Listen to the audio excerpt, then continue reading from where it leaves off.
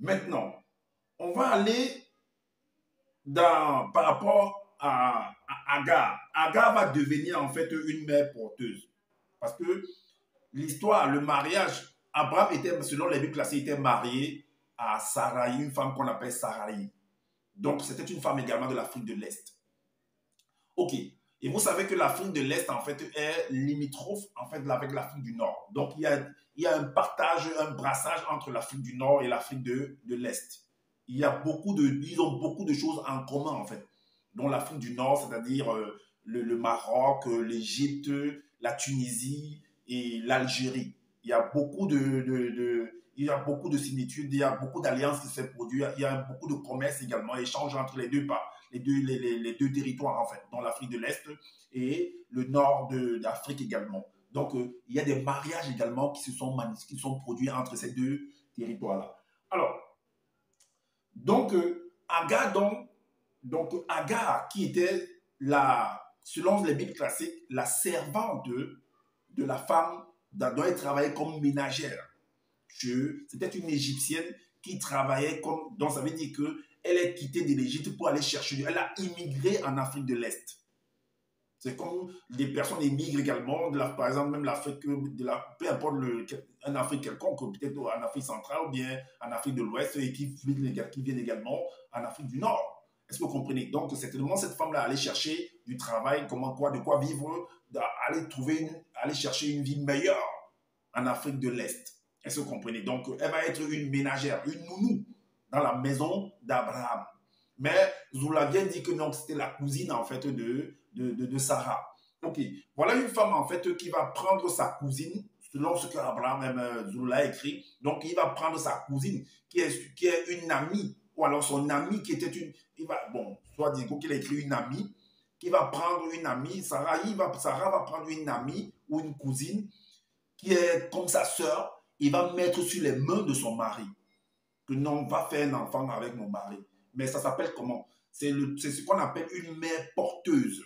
Ça veut dire Sarai a pris Agar comme une mère porteuse. Mais que tu dis que c'était une matriarche, que c'était des gens qui avaient une grande connaissance. Abraham qui était des patriarches qui avaient la connaissance spirituelle. C'est le terme que vous venez utiliser en fait. Ne savez pas que quand tu prends une femme, tu l'envoies, tu le mets sur les bras de ton mari. Et que celle-là, par exemple, arrive à tomber enceinte. Mais tu ne connais pas les conséquences qu'il y a là derrière. Tu ne connais pas en fait que ton mari, parce que le bébé derrière là il sera focalisé sur cet enfant-là. Vu que par exemple, il cherchait un enfant et que toi, tu n'arrivais pas à faire un enfant, elle ne savait pas tous les avantages et les inconvénients qu'il y a dedans pour t'envoyer là-bas. Ou alors, quand c'est une mère porteuse, ça veut dire qu'il y a un contrat que vous liez par un contrat, en fait. Bon, bref, on continue, en fait. Donc, Agar va devenir, en fait, la mère porteuse du fils de Sarai. On va lire. On va aller dans Origine, chapitre 17. Origine, chapitre 17.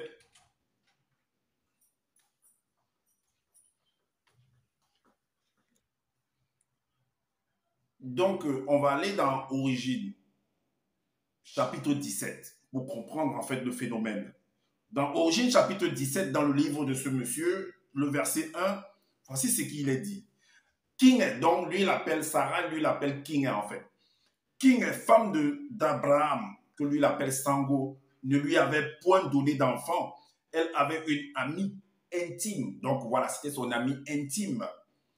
Alors, mais dans la Bible, on dit que c'est la femme de main en fait.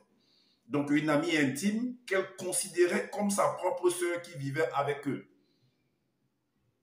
Bon, vu que vous dites que non, Abraham, c'est un homme qui était considéré, qui était tellement riche, mais tu penses qu'elle n'aimerait pas être aussi à ta place ou bien quoi?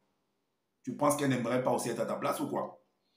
Alors, qu'elle considérait comme sa propre sœur qui vivait avec eux.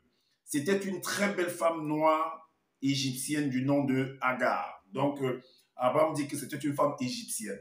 Ok. Le verset 4 nous dit, alors, elle lui dit, c'est Sarah qui va voir son mari, donc c'est la femme qui va voir son mari pour lui faire la proposition. Vous voyez déjà la mentalité, le comportement de cette femme-là. Cette femme vicieuse donc, comment elle pouvait être vicieuse en fait.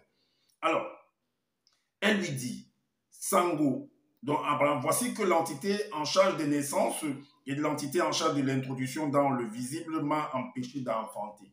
Donc, elle accuse en fait l'entité en charge des naissances parce que c'est l'Oba qui envoie l'entité en charge ou alors qui permet que tu aies d'enfant ou pas. Donc, en gros, elle a accusé en fait le Créateur, que le Créateur l'a empêché d'avoir un enfant, d'enfanter. Elle accuse, vu qu'on nous dit que c'était des gens qui étaient bien, qui connaissaient Dieu, le Créateur, l'Oba, tout ça, qui priaient, ben voilà les propos, ces propos en fait. Alors, va donc vers, voilà, je ne sais pas si, voilà, va donc vers, voilà, peut-être que par elle, j'aurai un fils. Donc, va vers mon ami, par elle, j'aurai un fils. Comment ça, moi, j'ai l'enfant, je m'accouple avec une femme qui va s'accoupler avec un homme et l'enfant là devient l'enfant d'une autre personne. Si ce n'est pas le phénomène de mère porteuse.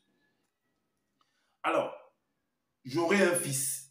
Sango écouta la proposition de King car ce dernier avait un faible pouvoir là. Donc, lui, qu'est-ce qu'il a dit? Donc, lui, il n'a pas réfléchi aussi, il est seulement parti comme ça. Il a vu que ah, c'est une bonne idée, lui aussi il est parti. Ok, le verset 20 dit quoi? Le verset 20 dit que, alors l'entité dit encore, l'entité va dire maintenant à Agar, l'entité dit encore, tu es enceinte, tu vas avoir un fils et tu lui donneras le nom de Senga. Bon, Ismaël, Zoula, lui l'appelle Senga dans sa langue. Donc tu lui donneras, l'entité s'adresse à Agar. Donc l'ange s'adresse à Agar. Donc à la femme égyptienne, que tu es enceinte, tu vas enfanter un fils et tu lui donneras le nom de Ismaël.